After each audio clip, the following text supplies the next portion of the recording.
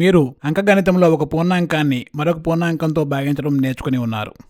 మీకు తెలుసా, అదేవిధంగా ఒక బహుపదిని దానికంటే తక్కువ పరిమాణం కలిగిన మరొక బహుపదితో భాగించవచ్చని? ఈ వీడియోలో మనం బహుపదులను భాగించడానికి ఉపయోగించే వివిధ పద్ధతుల గురించి నేర్చుకుందాం. ముందుగా ఒక సులభమైన ఉదాహరణతో ప్రారంభిద్దాం.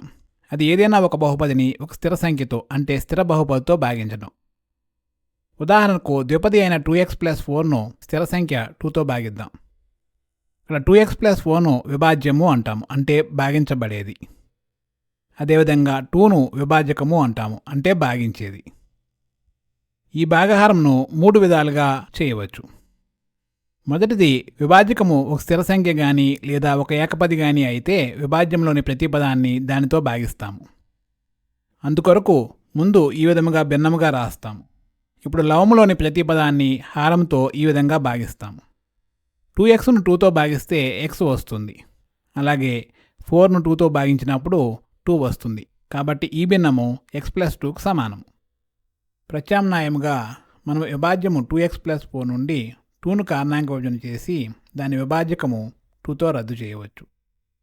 అప్పుడు కూడా మనకు x + 2 వస్తుంది.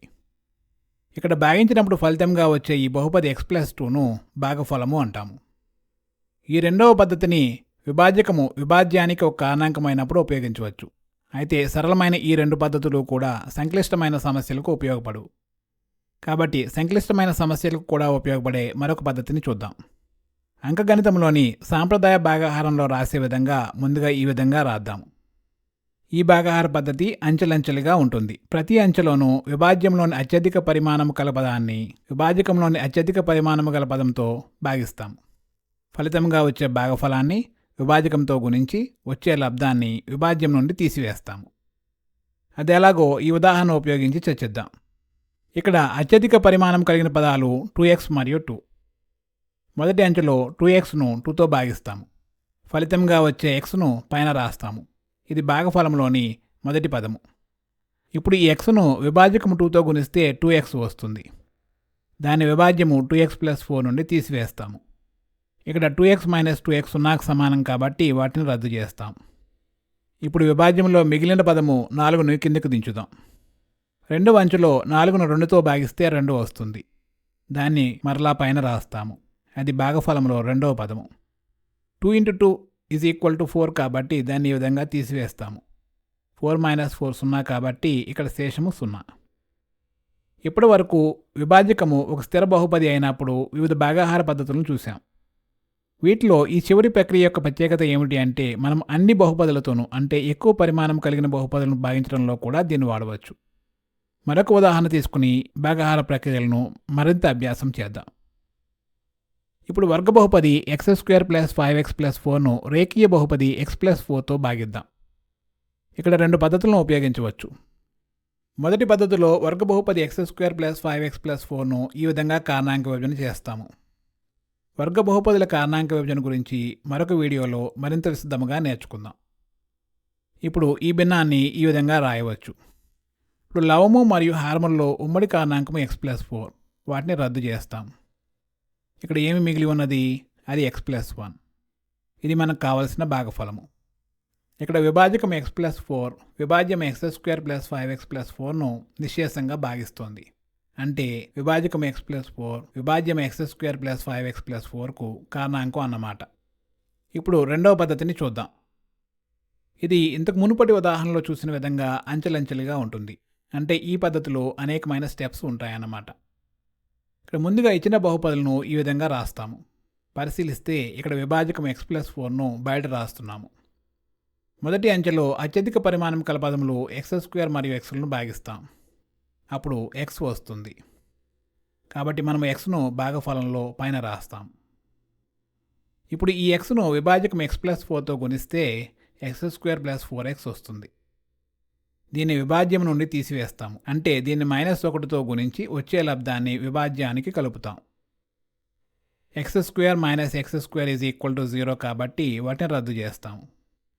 అలాగే 5x - 4x = x.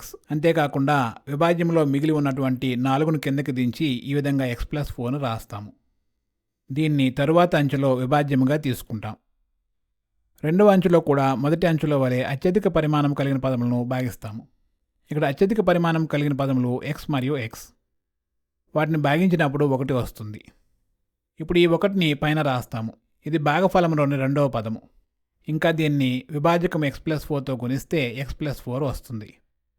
అదేవిధంగా ఈ x+4ను -1తో గుణించి వచ్చే లబ్ధాన్ని విభాజ్యం x+4కి కలుపుతాం. స్పష్టముగా x - x = 0, అలాగే 4 - 4 = 0. కాబట్టి మనకు వచ్చే శేషము 0 అవుతుంది. ఈ పద్ధతిని మరొక ఉదాహరణ తీసుకుని మరింత అభ్యాసం చేద్దాం. పరిశీలిస్తే ఈ భాగహార ప్రక్రియ అంచెలంచెలుగా ఉన్నది. అంటే ఇది అనేకమైన అంచెలను లేదా సోపానాలను కలిగి ఉన్నది. వీటిని ఇంగ్లీషులో స్టెప్స్ అంటాము. కాబట్టి ఈ భాగహార ప్రక్రియను బహుపదుల భాగహార సోపాన క్రమంగా వర్ణిస్తాము. ఈ ప్రక్రియను ఇంగ్లీష్లో పాలినామియల్ లాంగ్ డివిజన్ మెథడ్ అంటాము. ఇప్పుడు ఈ పద్ధతిని ఉపయోగించి x² + 3x + 6ను x+1తో భాగిద్దాం. ముందుగా విభాజ్యమైన x² + 3x + 6ను అదేవిధంగా విభాజకమైన x+1ను ఈ విధంగా రాస్తాము. వీటిలో అత్యధిక పరిమాణం కలిగిన పదములు x² మరియు x. కాబట్టి మొదటి స్టెప్లో x²ను xతో భాగిస్తాము. ఫలితంగా x వస్తుంది. ఇది భాగఫలంలోని మొదటి పదము. ఇప్పుడు ఈ xను విభాజకం x+1తో గుణిస్తాము. అప్పుడు x² + x వస్తుంది. దీన్ని విభాజ్యం నుండి తీసివేస్తాము. అంటే x² + xను -1తో గుణించి వచ్చే లబ్ధాన్ని విభాజ్యమునకు కలుపుతాం అన్నమాట. ఇక్కడ x² - x² 0కి సమానం కాబట్టి వాటిని రద్దు చేస్తాము. అలాగే 3x - x = 2x. ఇంకా 6ను కిందకి దింపి రాస్తాము. కాబట్టి ఇప్పుడు తరువాతి స్టెప్కు కావలసిన కొత్త విభాజ్యము 2x + 6 అవుతుంది. ఇక రెండవ స్టెప్లో కూడా అత్యధిక పరిమాణం కలిగిన పదాలు 2x మరియు xలను భాగిస్తే 2 వస్తుంది. దాన్ని పైన భాగఫలంలో రాస్తాము. అలాగే విభాజకము x+1తో దీన్ని గుణిస్తాం. ఫలితంగా వచ్చే 2x + 2ను -1తో గుణించి 2x + 6కి కలుపుతాం. 2x - 2x = 0 కాబట్టి వాటిని రద్దు చేస్తాము. అలాగే 6 - 2 = 4. ఇంకా దీని పరిమాణము విభాజకం x+1 యొక్క పరిమాణం కంటే తక్కువ. కాబట్టి ఇక్కడ శేషము 4. ఈ పద్ధతిని అలాగే మనకిచ్చిన బహుపదులను, వచ్చిన భాగఫలం x+2ను మరియు శేషము 4లను పరిశీలిస్తే ఇచ్చిన బహుపదులకు మరియు వీటికి మధ్య ఉన్న సంబంధాన్ని మనం సూత్రీకరించవచ్చు. అది ఎలాగో చూద్దాం. ఇంత క్రితమే మనం అభ్యాసం చేసిన భాగహారంలో విభాజ్యం x² + 3x + 6, విభాజకము x+1, భాగఫలము x+2 మరియు శేషము 4. ఇప్పుడు వీటి మధ్య ఉన్న సంబంధాన్ని సూత్రీకరిద్దాం. ముందుగా విభాజకాన్ని భాగఫలంతో గుణిద్దాం. ఇక్కడ విభాజకము x+1 మరియు భాగఫలము x+2.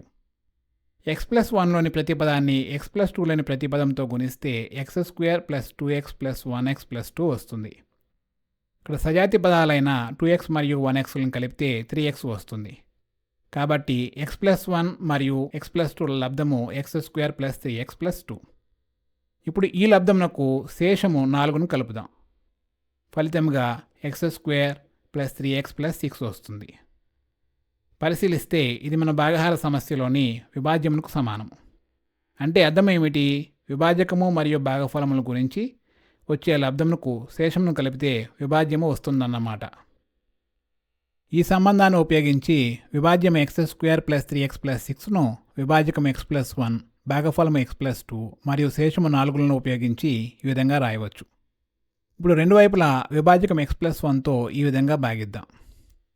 కుడివైపున x+1ను x+1తో భాగించినప్పుడు 1 వస్తుంది. కాబట్టి వాటిని రద్దు చేస్తాం. ఫలితంగా ఈ సమీకరణం వస్తుంది.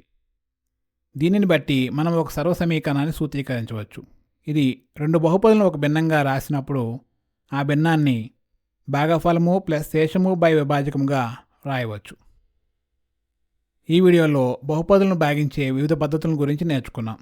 అదేవిధంగా బహుపదుల పరిమాణం ఏమైనప్పటికీ వాటిని ఎలా భాగించవచ్చో భాగహార సోపానక్రమమును అభ్యాసం చేయడం ద్వారా నేర్చుకున్నాం.